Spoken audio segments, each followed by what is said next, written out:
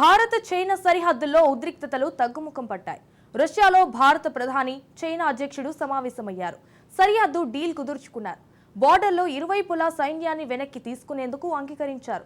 తాజాగా భారత జాతీయ భద్రతా సలహాదారు అజిత్ దోవల్ చైనాలో పర్యటించారు. బీజింగ్లో చైనా విదేశాంగ మంత్రి వాంగ్ యూతో సమావేశమయ్యారు. ఇరు దేశాల మధ్య పరిస్థితులు చెక్కబడినట్లు ఇరువురు వెల్లడించారు. కానీ తాజాగా ఎల్ఏసీ పరిణామాలపై అమెరికా రక్షణ శాఖ కార్యాలయం పెంటగాన్ ఓ నివేదిక విడుదల చేసింది. ఇటు 2020 తర్వాత చైనా పరిణామాలను వెల్లడించింది. అసలు చైనా సైన్యాన్ని వెనక్కి తీసుకోలేదని వెల్లడించింది. భారత్ చైనా చెప్తున్నది నిజమా? అమెరికా అధ్యయనం నిజమా? అసలు హిమాలయాల్లో ఏం జరుగుతోంది? Watch the story. భారత బోర్డర్లో డ్రాగన్ పాగా వేస్తోందా? ఎల్ఏసీ వద్ద చైనా సైన్యం ఏం చేస్తోంది? డ్రాగన్ చెప్పేదేంటి, చేస్తున్నదేంటి? భారత చైనా సరిహద్దుల మధ్య ఉద్రిక్తతలు తగ్గింపుపై జోరుగా చర్చ నడుస్తోంది. అత్యధిక జనాభా ఉన్న ఈ రెండు సూపర్ కంట్రీలు శత్రుత్వాన్ని పక్కన పెట్టి ముందుకు వెళ్తాయని అంతా భావిస్తున్నారు. కానీ సంబంధాల పునరుద్ధరణకు ఇరు దేశాలు చిత్తశుద్ధితో వ్యవహరించాలి. అయితే డ్రాగన్ కంట్రీ ఆ చిత్తశుద్ధిని ప్రదర్శిస్తోందా అంటే కాదని చెప్తోంది అమెరికా కొత్త నివేదిక. తాజాగా భారత సరిహద్దుల్లో చైనా వ్యవహార శైలిపై పెంటగాన్ నుంచి తాజాగా కొత్త అధ్యయనం బయటకొచ్చింది. పెంటగాన్ అంటే అమెరికా రక్షణ శాఖ కార్యాలయం. చైనీస్ మిలిటరీ గురించి పెంటగాన్ ఓ అంచనాను రూపొందించింది.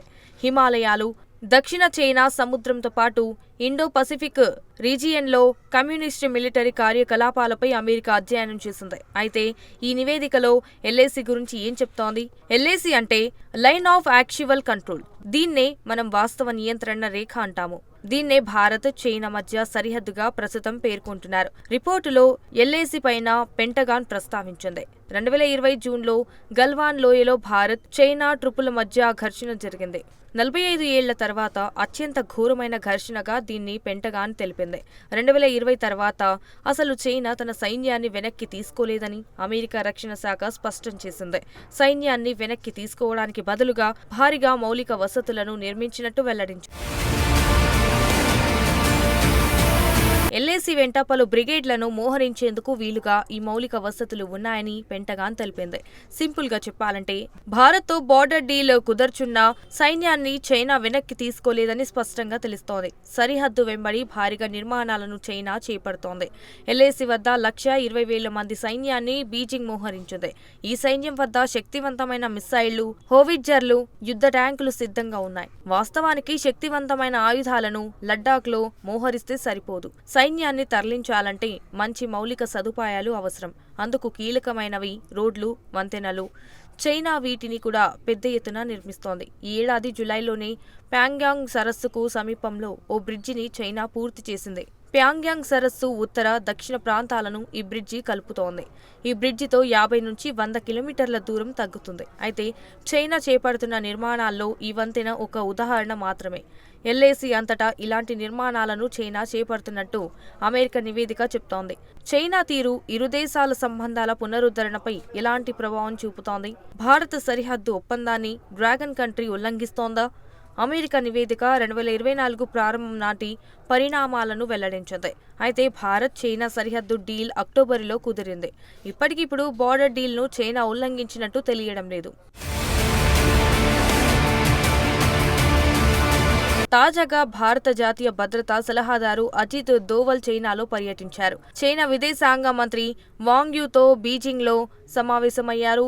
ఎల్ఏసీ వెంబడి పెట్రోలింగ్ను పునరుద్ధరించినట్టు ఇరువురు వెల్లడించారు. కానీ ఇక్కడే ఓ సమస్య ఉంది. దీర్ఘకాలంలో మౌలిక సదుపాయాలు కలిసి రానున్నాయి. ఆయుధాలను తరలించడానికి మౌలిక సదుపాయాలు సులువు చేస్తాయి. హిమాలయాల్లోని మారుమూల ప్రాంతాలకు కూడా సైన్యాన్ని తరలించే వీలు ఉంటుంది. గాల్వాన్ ఘర్షణల తరువాత ఎల్ఏసీ వెంబడి మౌలిక సదుపాయాల కల్పనపైనే చైనా ఎక్కువగా దృష్టి సారించింది.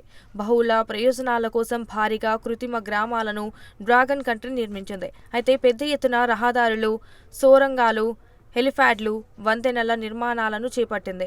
సరిహద్దులోని చివరి వరకు కనెక్టివిటీ ఉండేలా చేయడమే చైనా ప్రధాన ఉద్దేశం.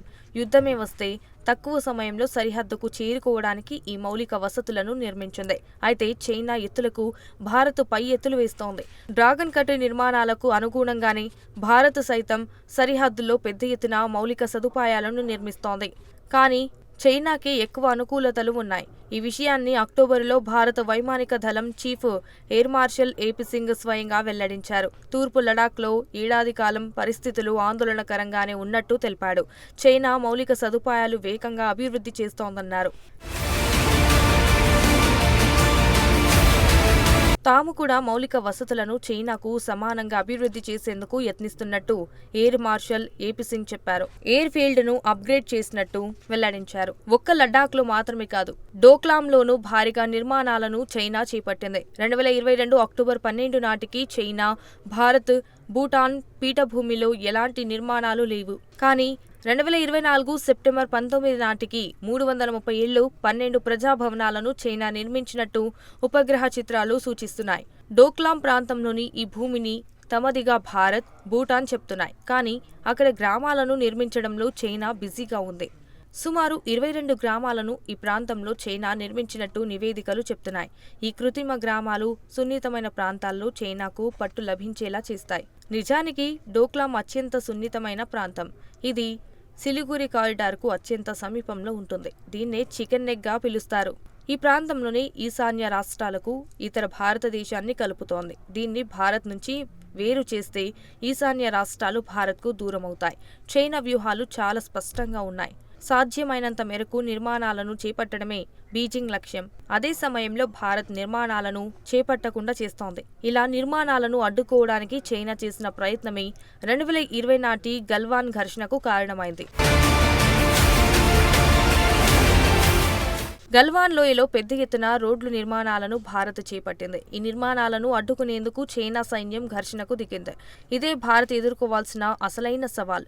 వాస్తవానికి సరిహద్దులో మౌలిక సదుపాయాలకు భారత్ పెద్ద ఎత్తున నిధులను వెచ్చిస్తోంది. 2014 తర్వాత 4 రెట్లకు ఈ నిధులను పెంచింది. సరిహద్దు మౌలిక వసతుల కోసం ఈసారి బడ్జెట్లో 6,500 కోట్ల రూపాయలను ఢిల్లీ కేటాయించింది. సో చైనాకు ధీటుగా సరిహద్దుల్లో నిర్మాణాలను భారత్ చేపడుతోంది. ఇరు దేశాల సంబంధాల పునరుద్ధరణ మాట అటు ఉంచితే భారత్ అప్రమత్తంగా ఉండాల్సిందే. ఎందుకంటే 2020 తర్వాత నుంచి క్షేత్రస్థాయిలో పరిణామాల్లో పూర్తిగా మార్పు వచ్చింది. ఇప్పుడు రెండు వైపులా భారీగా సైన్యం ఉంది. సరిహద్దులో మౌలిక వసతుల అటు చైనా, ఇటు భారత్ పెద్ద ఎత్తున నిధులను వెచ్చిస్తున్నాయి. ఇప్పుడు మెరుగైన మౌలిక సదుపాయాలు అందుబాటులోకి వచ్చాయి. దీంతో ఇరు దేశాలు సరిహద్దుకు సైన్యాలను వేగంగా తరలించనున్నాయి. ఒకవేళ యుద్ధమే వస్తే మాత్రం పరిస్థితులు అత్యంత ఘోరంగా మారనున్నాయి. ప్రస్తుతానికి ఇరు దేశాలు సరిహద్దు ప్రతిష్టంభనను పక్కన పెట్టాయి. ప్రధానంగా చైనా ఆర్థిక కృంగుబాటు, మరోవైపు అమెరికాలో మళ్లీ అధికారంలోకి డొనాల్డ్ ట్రంప్ రాకతో బీజింగ్ తీరులో మార్పు వచ్చింది. భారత్తో స్నేహం చేస్తే వాణిజ్యానికి బాగుంటుందని యోచించింది.